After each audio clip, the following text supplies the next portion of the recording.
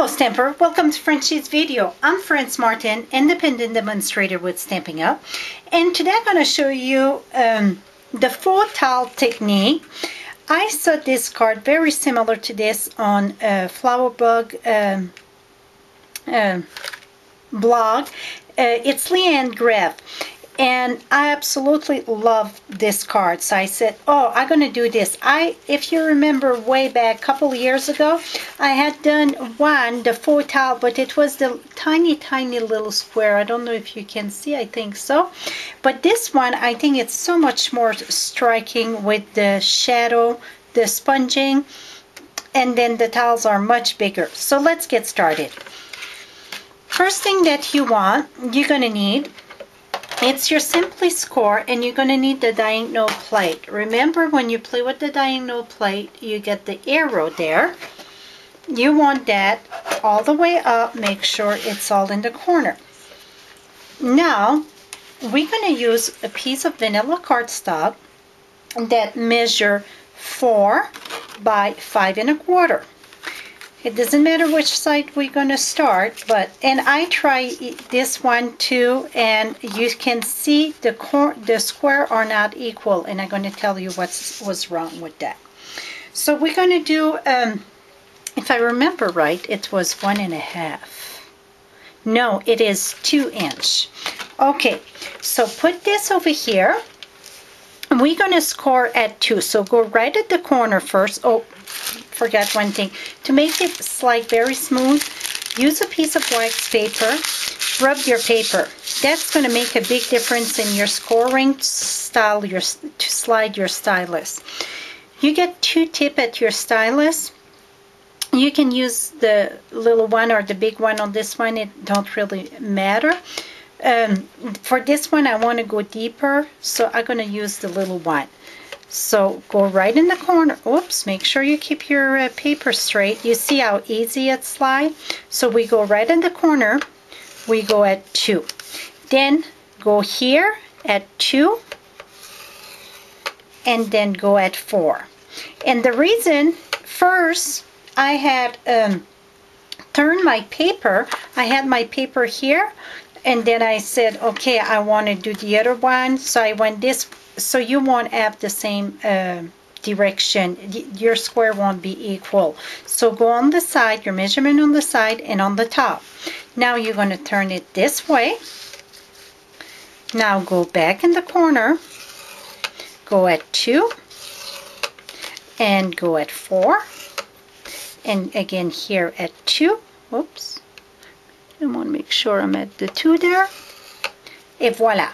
So now you get your square.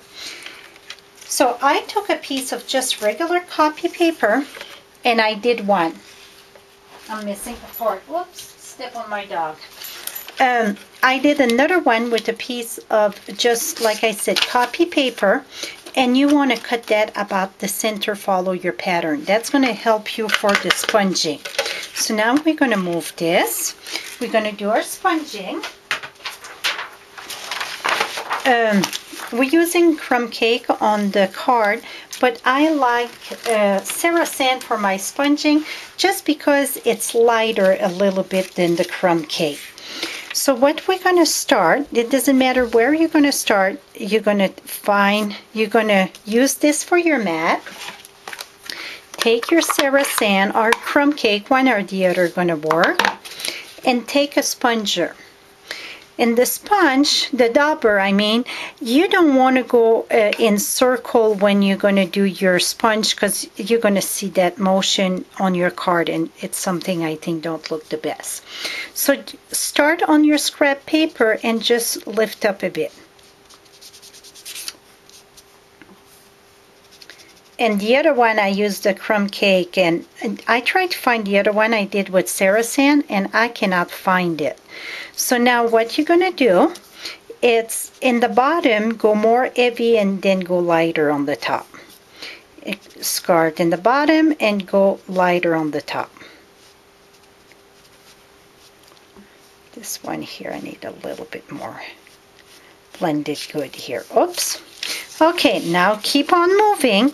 So you want to do all of them. So you do the top, not the bottom. You're going to do the top. I don't know if that makes sense what I'm saying. I'm going to remove this and you're going to understand here. You see the bottom still plain. So here you're going to put it in the bottom and do this too. This one you have to hold it more because you don't have no paper in the bottom there. So make sure you hold on the side and the sponge. So you're going to do that all over your every square of them. And then I would move it here and keep on going.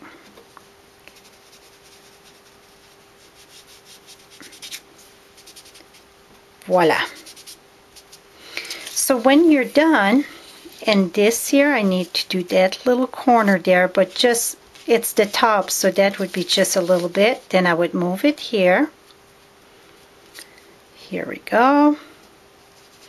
Oh, I start on the top, and it's something that I rather stop in the centers, and then your top, it's not so dark. That's okay. I'm going to put a ribbon there or something. So now you can see how I done all my shading. And this is the size that it's raised up. You want the size that it's go in. The reason usually when you look at tile work, it's deeper. It's got the groove in. So when you're done with that, then I use the stamp set.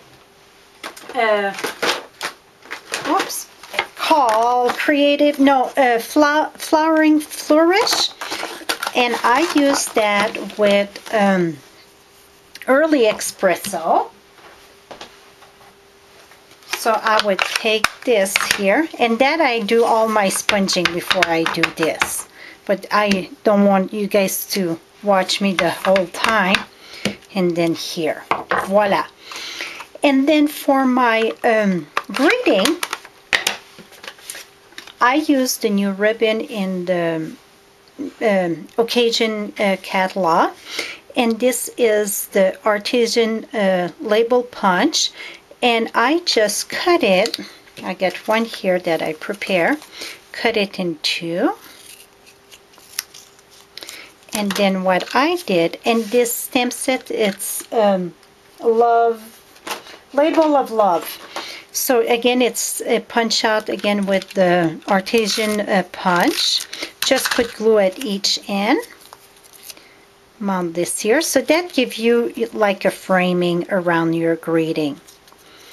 That is it, my friends. So then I put my ribbon, and then I put that with dimensional.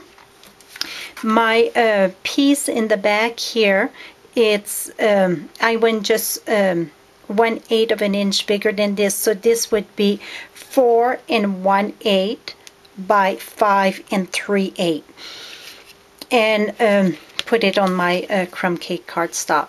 So I hope you learned something new. Till next time, happy stamping.